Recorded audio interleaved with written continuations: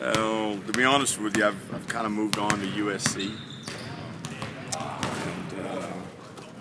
We haven't. It's unusual that you get to this point in the season in conference play and you're playing USC, UCLA, and the next week we got Arizona State. We haven't seen any of those 4 teams yet, so probably watch a little bit more tape on them than I normally would after a couple games like that. But overall, I think against Washington, we know what the issues were offensively. We know that we did a great job on the boards and defensively. So Wesley Gordon's playing really good right now.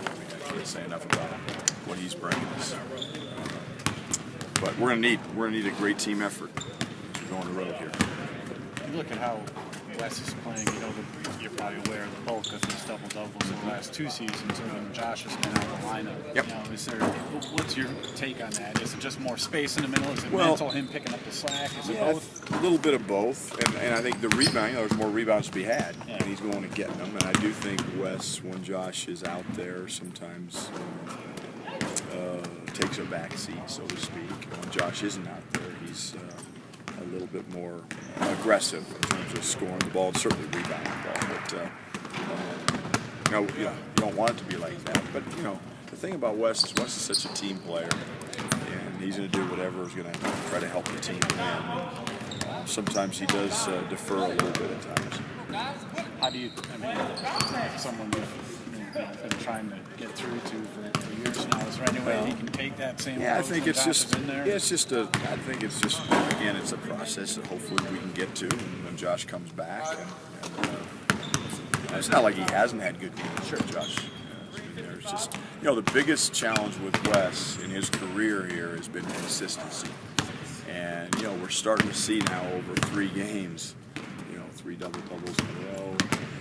I mean, there's at least consistency. He's got to start somewhere, and hopefully he can continue. Again, not that he's going to get a double-double every night out, but consistent with his effort, consistent with. Wes has been a really good place, just emotionally too. You can tell when Wes is having a bad day. He's been really kind of happy-go-lucky, loose, laughing, smiling lately, and that's when Wes is at his best. So hopefully we can keep him there. A week ago, you guys were 2-3 games out of the lead. Mm-hmm. Now all of a sudden, this whole thing shakes up again. 12, I mean. Well, you talked from the beginning about wanting to play for a league championship. Absolutely. I mean, it is still. It's still right there. It's still right there. I mean, we don't get a crack at Oregon. We get a crack at Arizona. We get a crack at USC, obviously. UCLA. Not that UCLA's up there, but But look, it's 5 games to go. There's plenty of. It's not about we gotta. It's just take care of the next one. But just keep putting yourself in position. That gives you some incentive. I mean, you had incentive going into USC, but darn right. That now makes this even more so. And they got the same incentive. Because I'm sure they're talking about the same thing. How's Josh doing? Better every day. So he got some shooting in today, moving a little bit on the bike. So doing better. To the point where you think there's a good chance you could have him? I'll know on Wednesday. What's impressed you about USC? Obviously, you mentioned them as the most improved team in the league the other day. Number one, they got. How many teams have 6 players averaging double figures in the country? I don't know the answer to that, but there's not many.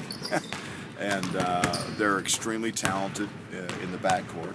Jordan McLaughlin, Julian Jacobs is again much improved player from last year to this year. Jordan McLaughlin, we knew how good he was coming out of high school. He's healthy now. Those 2 guys, you look at their assist turnover ratio, they make the other guys better. They all shoot the ball well from 3. They don't have any weaknesses. And Caden Reinhardt had 35 on us last year there. We know how capable he is. Vinny Boatwright, terrific freshman, pick and pop guy who shoots 3s. Jovanovic is a very good player at 5. So, they're good 1 through 5, and they bring Elijah Stewart off the bench. They're good.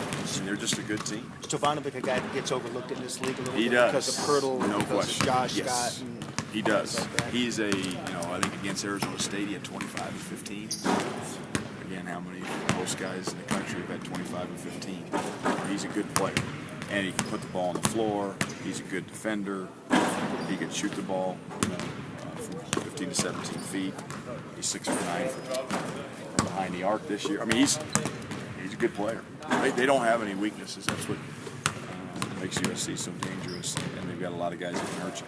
Is there a different mindset playing USC now? Because, just a few years ago, it seemed like you guys were easily handling USC, and now, they're contending for the top. It reminds me a little bit of Utah when we came into the league. Utah's a whole different animal now than they were when we got in the league. And so, yeah, we know we got tremendous respect for their players and what they do, even though in years past, it's not about what happened 2 or 3 years ago. It's about where we're at right now, and they're very good. A lot of games you go into and say, hey, we have to make Andrew Andrews work. Right, exactly. We have to make Hawkinson work. What's the challenge in preparing for a team? Is this kind of balance? The challenge is we got to get back in transition. We got to take them out of their transition, especially at home, because they feed off of dunks and layups and getting their juices flowing. And so we got to take away easy baskets. We got to make sure we keep the ball in front of us, and we're making sure that they're capable of making jump shots. But we got to make them make jump shots on offense, because if you give them some easy layups and dunks, and they get their mojo going, and then they start whapping a couple threes, it's and you're right. There's not one or two key guys that you feel. There's multiple guys. They've all gone off on, Elijah Stewart's going off in big games, Jovanovich's going off in big games, Jacobs. I mean, they've all gone off at some point. Boatwright's scored in the teens, high teens, multiple times as a true freshman. So they don't have one or two guys who can.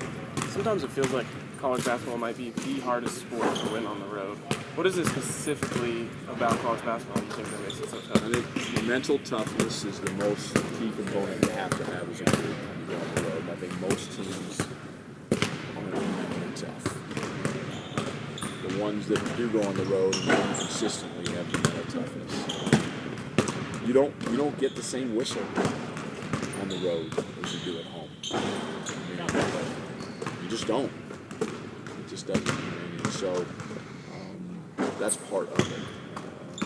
Obviously, the crowds, and, the energy in the building is against you on the road. So I don't think there's one thing you can pinpoint. But if I had to pinpoint the most important, it would be mental toughness, to be able to overcome the crowd, overcome maybe some of the whistles. You have to overcome a lot of things on the road, and you have to be mentally tough in order to do it. So you're getting closer to being part of the conversation. He's practicing now, which is good. He's getting there. The explosiveness still isn't quite there, but he's close. I wish this was November 10th. How he felt right now, but it's February 15th. So. Thanks, Coach.